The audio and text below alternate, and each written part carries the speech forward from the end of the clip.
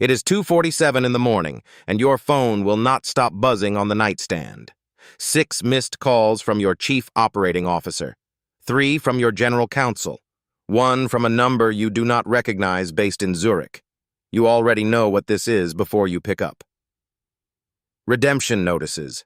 $41 million gone in the last 18 hours because a rumor about your biggest position hit a Bloomberg terminal in London before you were even awake to defend it. Your fund manages $500 million. Tonight, in the dark, half awake, you understand something you never let yourself say out loud. None of it was ever really yours. This is level 7. But let's start at level 1, with $0, a laptop older than your relationship, and a dream that 99.5% of the people who try this will never see finished. There are 7 levels between where you are tonight and where you are about to begin. And here is the number that should scare you before we even start. Fewer than 0.5% of hedge funds that launch will ever cross $500 million in assets. This is the price of being in that number. Level 1. Junior analyst, age 22, salary $65,000 a year, before taxes, at a firm that manages other people's mistakes more than it manages money. You are not trading. You are not even close to trading.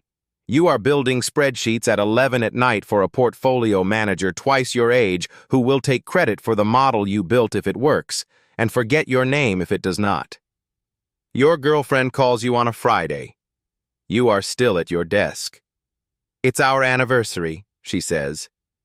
"I know," you say, staring at a model that will not balance. "I'll be there by 9. You get there at 11:40. She is gone before midnight, and so is she, permanently, 3 weeks later. The structural problem at level 1 is simple and brutal.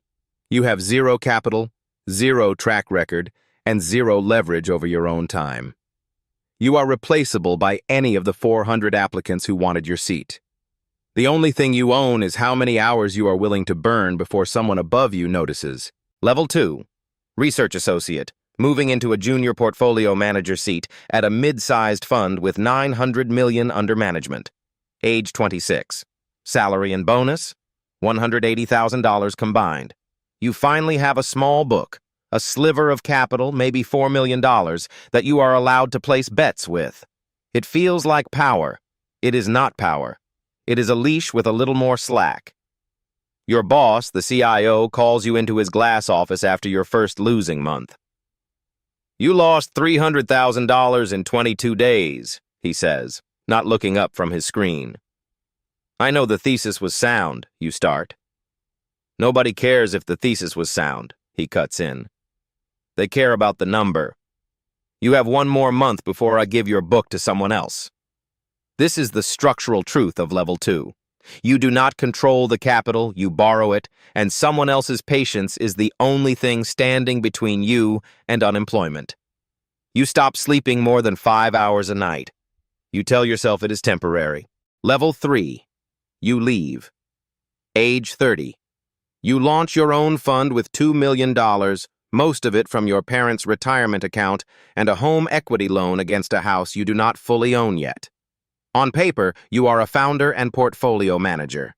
In reality, you are a one-person operation doing your own compliance filings at midnight because you cannot afford to hire anyone. Your father sits across the kitchen table the night you tell him you are taking his retirement money. "You understand, if this fails, I work until I am 75, he says quietly. "It won't fail," you say.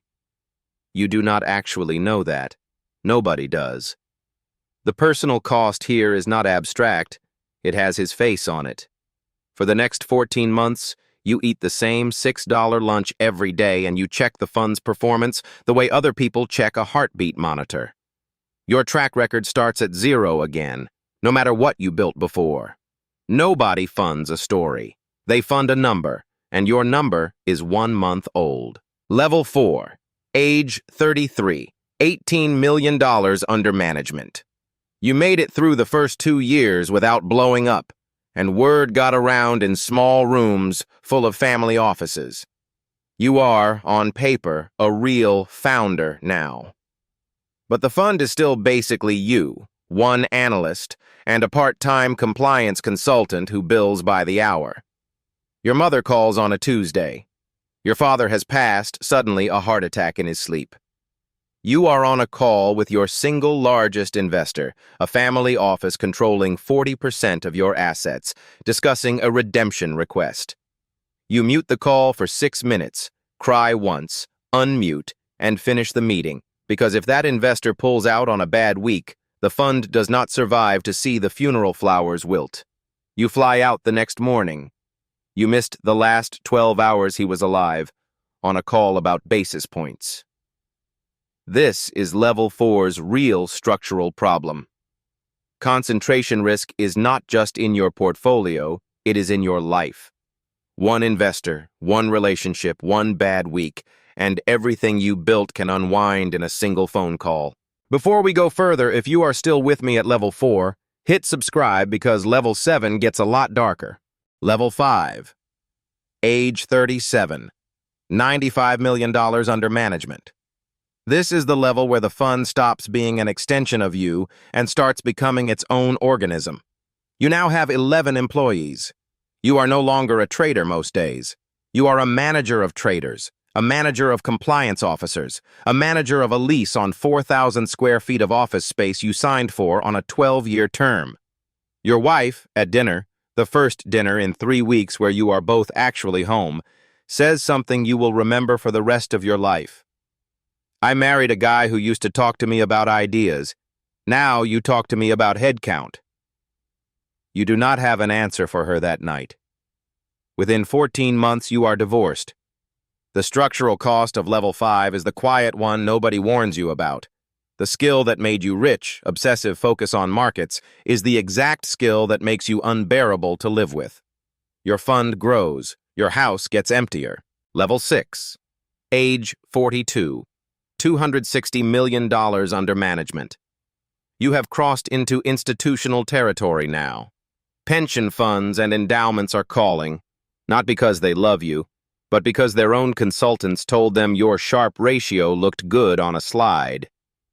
With that money comes something you did not fully understand until it happened. They want board seats. They want quarterly calls with your risk committee. They want the right to pull capital on 90 days. Notice if you miss 2 consecutive quarters. Your chief risk officer sits you down before a call with your largest institutional allocator. They are going to ask you to change the mandate, she says. If you say no, they walk with $60 million in November. And if I say yes, you ask, then it's not really your fund anymore. It's theirs, with your name on the door. You say yes. You always say yes at this level because the fund needs the money more than you need your pride. The structural problem of Level 6 is the one that quietly answers the cold open. The bigger you get, the less the fund actually belongs to you. Level 7. Age 47. $500 million under management. This is the number everyone outside the industry imagines when they picture success. A penthouse office, 40 employees, your name on financial television twice a year. And this is also the night from the very beginning of this video. 2:47 in the morning, $41 million walking out the door in 18 hours because of a rumor you cannot even trace to its source. Here is the recontextualization, the thing the version of you at Level 1 could never have understood. At every single level, you believed that more capital meant more control. It is the opposite. At $0, the only person who could fire you was a boss. At $500 million, the people who can end everything you built in a single quarter are a rotating committee of allocators you have met maybe 4 times in your life, men and women managing other people's pensions who owe you nothing and remember your name only when the numbers are red. You did not build an empire. You built an extremely expensive structure that other people's money moves through, and you are allowed to live inside it for as long as the performance holds. The moment it does not, the redemption notices start at 2:47 in the morning, and there is no Level 8 where that stops being true. There is always someone above you. At $500 million, it is simply an entire industry of someone's, instead of one man in a glass office. So if you are still building toward level 1 right now, toward that $65,000 salary and those 11 o'clock nights, understand what you are actually signing up for. Not freedom.